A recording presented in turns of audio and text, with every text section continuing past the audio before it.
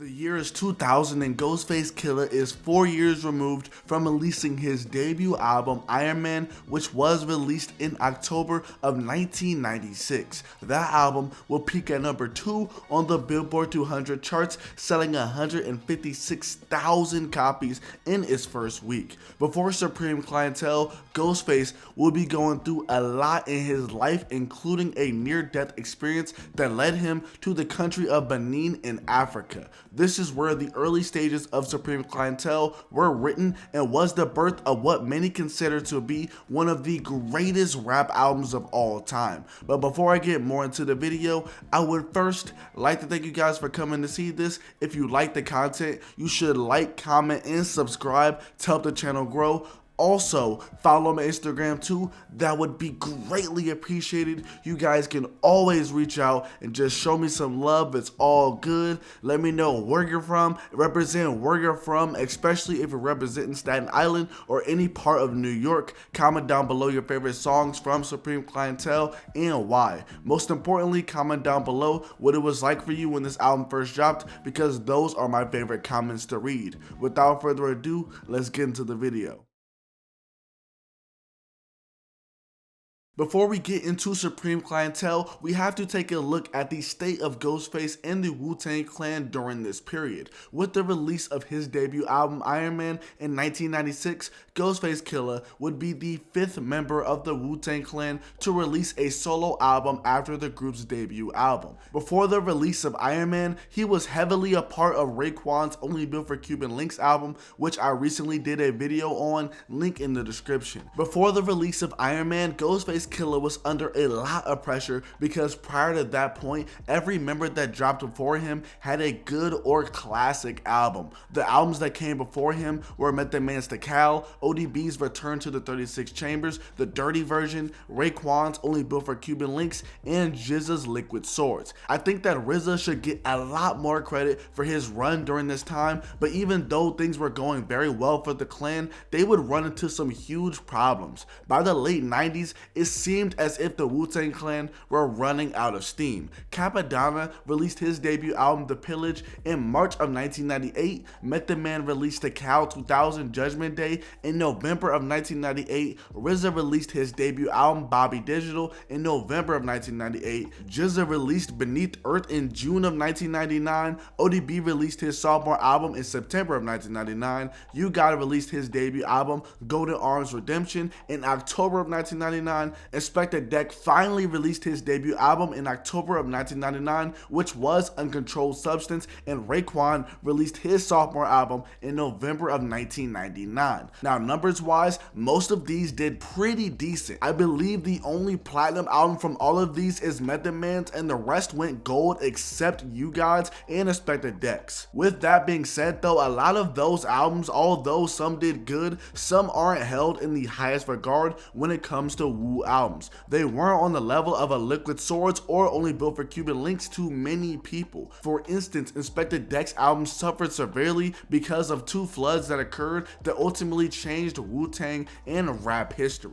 Raekwon's sophomore album is commonly referred to as a major sophomore slump compared to his first album, but those are just 2 examples. It should also be noted that the Wu-Tang Clan as a crew dropped the album Wu-Tang Forever in June of 1997, and that album did very well and is actually their highest selling album to date, with it being 4 times platinum. With all this being said, I just wanted to give you a little backstory on the events that happened prior to Supreme Clientele to give you guys a picture of what was happening with the crew. Ghostface Killah is seen as someone who really held down the crew musically during the late 90s and throughout the 2000s. The beginning of Supreme Clientele was written in Africa in the country of Benin, where Ghostface Killah underwent a spiritual and cultural awakening. In an interview, Ghost said, "F all this Tommy Hilfiger, polo, all this stuff. They don't give a F about none of that in Africa. Everything is the same. But over here, everybody wanna be better than the next. Nah, It's not like that over there. They might be effed up money wise, but trust me, them and Memphis is happy. Them dudes in harmony because they got each other. While Ghostface Killah was in Benin, he wrote the early parts of what went on to become songs like Nutmeg, One and Buck 50 in a dirt floor hut. The reason why Ghost went to Benin is because he didn't trust modern medicine. He went to Africa to see bush doctors after his diabetes had gotten to the point where it almost killed him. Ghostface lived in a small village with no running water and wrote rhymes to no music. This trip to Africa would also impact his writing style, with Ghostface saying, "When I was rhyming on Nutmeg and One on Supreme Clientele, I made a style that I couldn't even tell what it was. I just wanted to use some words that sounded good with each other, and everybody's trying to decipher what I mean when really I don't even know what it means because I had no beat. But something said, make a record, write a verse real quick, just putting words together, whether you mean something or not. Just put them together. That's what I did with Nutmeg and One, but it was Nutmeg that set it off." Upon coming back to the US, Ghostface had some legal situations that he had to deal with. Ghostface Killah was charged with robbery from an incident that took place in 1995. There was an altercation outside of a Manhattan nightclub during which a valet attendant was allegedly assaulted and robbed of $3,000. With this, Ghostface ended up spending 27 days locked up after pleading guilty to a lesser charge of attempted robbery. To make matters even worse, in 1997, Ghostface was arrested in Harlem for wearing a bulletproof vest and weapons possession after being stopped by police for a traffic violation. With this case, Ghostface ended up being locked up for 4 months. In the summer of 1999 is when he was finally released. This obviously delayed Supreme Clientele because the album was supposed to drop in May of 1999, then was pushed back to July of 1999, then was pushed back again to January of 2000 before ultimately releasing in February of 2000. Before going to prison, Ghostface would record for Supreme Clientele, and after his release in the summer of 1999, he would continue to record for the album. The first glimpse that we got of what Supreme Clientele was going to sound like was from the song Mighty Healthy, which was released in late 1998. After Wu-Tang Forever, RZA voluntarily stepped back from producing a majority of Wu-Tang projects. His noticeable absence is one of the major factors in the lukewarm reception of the second round of Wu-Tang solo albums. When it was time for Ghostface to record his sophomore album, RZA took an active role in overseeing the project. This album was the most involvement that he had in a project besides his own after the Wu-Tang sophomore album. RZA has production credits on almost half of the tracks on Supreme Clientele. This is way more than Raekwon's sophomore album, which was released a couple months prior in November of 1999.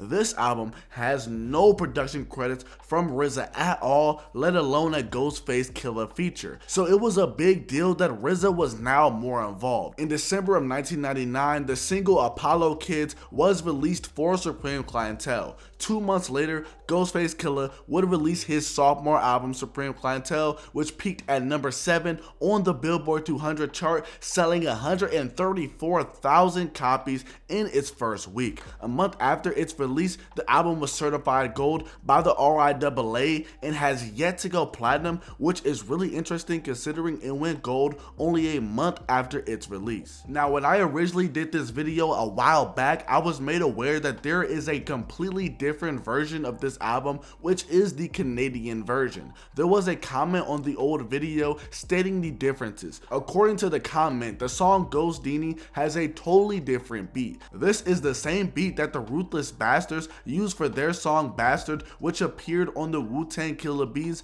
The Swarm compilation album, which was released in July of 1999. I prefer the version of Ghost Dini that we have now. The second change was that the song Child's Play doesn't have the drum roll in the beat, and the beat does not switch before Ghostface's second verse. Some other changes are that the song The Grain doesn't appear on the Canadian copy. Ghostface only has one verse on Wu Banga 101 instead of 2. The track listing is different, and there are only 14 songs on this version compared to 21 songs on the standard version version of the album. Mind you, these are some of the difference as there are a few more minor differences. There would also be a song called In the Rain, aka Wise, which doesn't appear on any other copy of the album besides the Canadian version. It honestly sucks that this song never made it to the standard version of Supreme Clientele because it's one of the best Ghostface songs that I've ever heard. It samples the dramatic song In the Rain, and I believe the sample for this song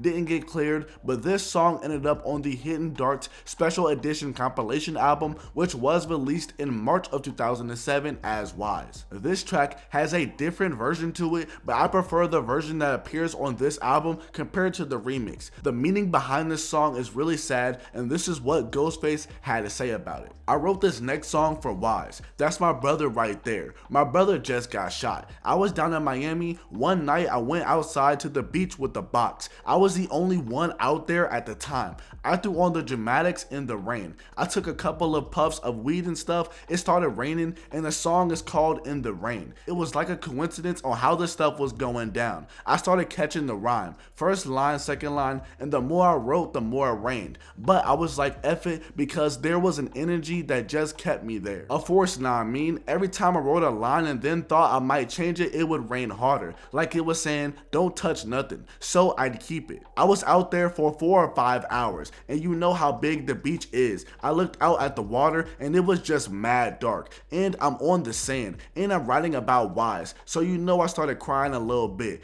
As the tears was coming down, something said turn to the right. I looked over and there was a pyramid built in the sand. Out of nowhere, the music was still going. I got up, walked around the pyramid 3 times, said all praise due Allah. Couple of tears came out again, but it was all good because I was there, you know, I was free. Rest in peace to Wise God Allah, who was the manager of Killah Army at a point in time. Supreme Clientele is highly praised, and Ghostface thinks that this album is better than his Ironman album, which was his debut album. He believes that Supreme Clientele is where he hit his stride. Further about this, he would say, I was in a better place, nah, I mean, happier, so that was just a vibe. Whatever I'm doing at that time in my life comes into the studio all the way into the booth with me. There's some darkness, but it's not throughout the whole record. It was also the order of the music. Sequencing is important, and a lot of dudes don't really do it. This record is like a 12-round fight, dog. If you think it stumbles in the 7th, it'll come out in the 9th round swinging. I changed this album around like 12 effing times, dog, just to get the mood right and stuff. Even though Ghostface Killah doesn't really feel his debut album, fans still love Ironman, with some even saying that his debut is better than his sophomore ever. Regardless of this, there's no denying that Supreme Clientele is when Ghostface was on another level. This will wrap up the first part of the video where I discuss the history leading up to the album, and in the second part of the video, I will break down the history behind each track. The album starts off with the intro, which samples the theme song for the popular 60s kids show, The Invincible Iron Man. One of Ghostface Killah's nicknames is Tony Stark's, who is the name of the iconic comic book character Iron Man. Obviously, as many know, Ghostface went on to name his debut album after this character. Fun fact, years later, Ghostface Killah's love for Iron Man would pay off as he was set to appear in the 2008 Iron Man movie, but sadly his scene in the movie got cut. Nonetheless, he got to meet Robert Downey Jr., who plays Iron Man, and he told Ghostface that Ghostface was the real Tony Stark's. Real cool stuff if you ask me. The intro of the album would then fade into the song Nutmeg, which is a definite highlight of this album and really showcases the rhyming style that I talked about earlier. Ghostface would be questioned about this song and he would say, you know, I don't like to take stuff too seriously. That street stuff is good too, but it doesn't show no creativity because everyone is doing that. When I was doing Nutmeg, I was rhyming with words that people probably never even said. It doesn't even make no sense. I wanted to do what I wanted to do. No one could stop me because I did it how I wanted. Cause yo, if I wanted to write something down that you wouldn't understand, yo, I'ma do it. I'm the first one that did it and made songs that made no sense to nobody. That's me. I made history with that one, nah, I mean. A really interesting fact about Nutmeg is that it was produced by Ghostface's old barber of all people. people. He goes by the name of Black Mo's Art and definitely did a great job on this beat, especially with this being his only known major production credit. After Nutmeg would come the song One, which is produced by Juju of the Beatnuts. This is another phenomenal track, but sadly I couldn't really find any history behind it. The song Saturday Night would follow One, and this is a song about Ghostface Killah getting harassed by the police on a Saturday night. Earlier we talked about the legal issues that Ghostface had to deal with before this album, but years later it would be revealed that the FBI was in fact investigating the Wu-Tang Clan. The investigation happened from 1999 to 2004. There's an infamous picture of Ghostface Killah, Method Man, and James Comey, I don't know if it's Comey or Kami, that Ghostface posted on Instagram. For those who don't know, James is the former head director of the FBI, but didn't start until 2013. He was an assistant U.S. attorney and then a U.S. attorney back when the FBI was investigating the Wu-Tang Clan. The three happened to be backstage for The Late Show with Stephen Colbert, and Ghostface would post that he was working with James to get the album Once Upon a Time in Shaolin, which was owned by the U.S. government for a period of time. But now we're getting a little bit too far ahead of ourselves. Ghostdini is the 5th track on the album and features Lord Superb, who ended up passing in 2018. This is the man that claimed that he actually ghost wrote for this album. This has obviously been debated. Now, I've always wanted to do a video about the history that the Wu-Tang Clan and G-Unit has together, but words would be exchanged between Tony Yayo of G-Unit and Ghostface Killah of the Wu-Tang Clan over these ghostwriting claims. In an interview, Tony Yayo would say that he heard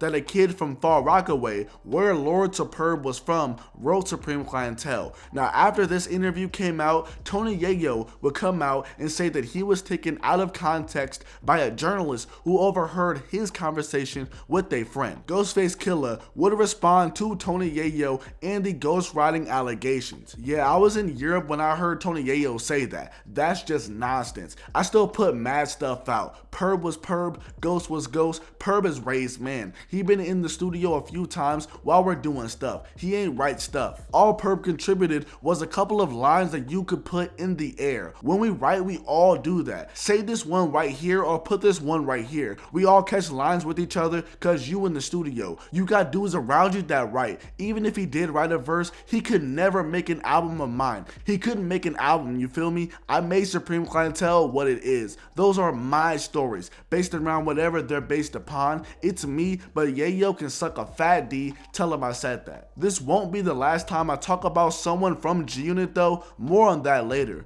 The song Apollo Kids would follow Ghostdini. This would end up being a single for the album. The song The Grain would come after this, and once again I can't really find much about this song. Buck 50 would appear right after this, and the title is in reference to the phrase Buck 50, which is slang for a large cut or scar across the face, usually caused by a blade or razor that requires approximately 150 stitches. Track 9 off of Supreme Clientele is Mighty Healthy and was produced by Mathematics. Besides it being a great song, the song had a great impact on two legendary producers, which are Ye and Just Blaze. Ye would say, "Me and Just love Ghostface so much, that's hip hop's favorite rapper and one of my favorite rappers. So we were trying to make all these beats for Ghostface, and just so happens we're at Rockefeller and Jay heard them and rapped on them. We were making all these beats for Ghostface because we got so inspired by his albums. I feel like I got my whole style from Ghostface. Listen to what I'm saying. I need that in print. I feel like I got my whole style from Ghostface." That says a lot, especially coming from Ye, and that just shows you how great the production on this album truly is. Ye even sampled this song for his song New Godflow and No More Parties in LA.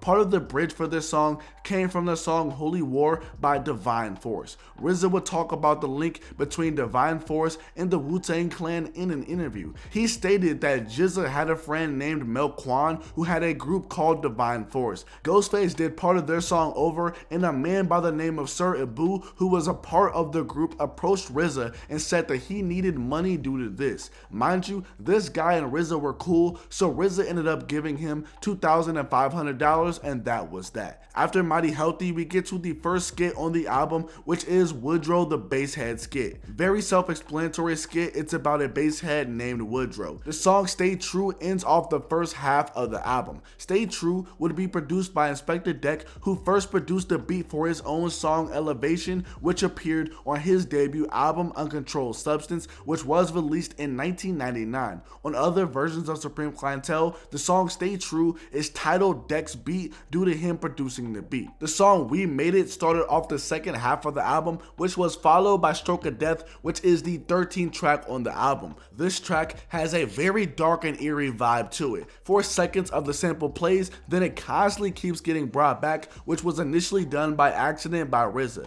The fact that he just went with it and added it to the finished song just adds to how dope this song really is. Famous comedian Chris Rock would even comment on this song, describing it as a song so gangster it makes you want to stab your babysitter. The song Stroke of Death would then fade into the intermission of the album. After the intermission ends, we get to the song Malcolm. It starts off with Ghostface Killah speaking over a Malcolm X speech, hence the name of the track. Besides this being another good track from this album, it's also notable because Ghostface raps that Wu-Tang affiliate iCham punched rapper Mace in the face over some BS. Ye would even reference this incident in his song Through the Wire, comparing his face after a car crash to how Mace's face felt after this incident. There are rumors that it was actually Ghostface who did this. Shaheem, who's also a Wu-Tang Clan affiliate, would reference this in a song called Win, where he said that Ghostface Killah retired Mace. Some people claim that this incident never even happened, but it is what it is, honestly. After Malcolm would come the Who Would You F skit, which lists off various women and whether you would F them or not. There's a change up when the question of who would you rather do a robbery with, Lady of Rage or Rod Digger. Personally, I'm going with Lady of Rage, but that's just me. Following the Who Would You F skit, we get met with the song Child's Play, wherein the song Ghost reminisces about a schoolyard romance. You guys are gonna have to excuse me because your boy does not speak French, but Churches Le Ghost would be the next track after this, and it would sample the 1976 song Churches La Femme by Dr. Buzzard's original Savannah band. I tried to look up what exactly Churches La Femme translates to from French to English, but it doesn't translate well. It roughly translates to look for the women, so I guess the title of the song would be To Look for the Ghost. This ended up being a single for Supreme Clientele and ended up peaking at number 98 on the Billboard Hot 100. Even though Method Man doesn't appear on this song, he's still connected to the first couple of lines in Ghostface's verse. Method Man would say that the lines come from a song called I Gets Down for My Crown, which he wrote when he was 16. The song Churches Le Ghost itself came about by accident. One of the engineers that were working on Supreme Clientele had a wife and he was making an album with her. The engineer would play the song for Ghostface Killah, who liked it and wanted it for his own album, which ended up happening. This song ended up being the second to last song that Ghostface did for Supreme Clientele. This is why he put You God on the song, because he wasn't on the album already. Wu Banga 101 would be the Wu-Tang Posse cut on the album, and as the title says, it's an absolute banger with everybody coming in and slaughtering the beat. After this, we have the Clyde Smith skit. This skit is noted as one of the first responses to the infamous 50 Cent record How to Rob, where 50 Cent talks about robbing various rappers. 50 Cent pretty much went at all the hottest rappers at the time, even though at this point 50 Cent wasn't very big compared to them. 50 Cent sent shots at Raekwon, Ghostface Killah, RZA, and ODB on that song. How to Rob officially dropped in 1999, and obviously this album came out in February of 2000. Upon listening to this skit, you would notice that Ghostface isn't on it, and instead it's actually Raekwon under the character of Knuckles or Clyde Smith. Now in the last video, people said that this isn't Raekwon on the skit, but the person talks exactly like Raekwon, the same cadence and the same slang. His voice is just pitched down. The skit is almost 3 minutes long and is some of the funniest stuff I've ever heard, especially when Ray calls 50 Cent a da-dun-dun-dun. Like, when he called him a da-dun-dun-dun, I started crying laughing. But the last track on the album would be Iron's theme Conclusion, where the album concludes. This album is without a doubt a classic, no debate. First ballot Hall of Fame, no question. I mean, look at the reviews online from both critics and fans. People love this album dearly and for good reason. All in all, what do you guys think of Supreme Clientele? Is it a classic or not? Let me know your thought of the video. I love you guys with all my heart. Peace.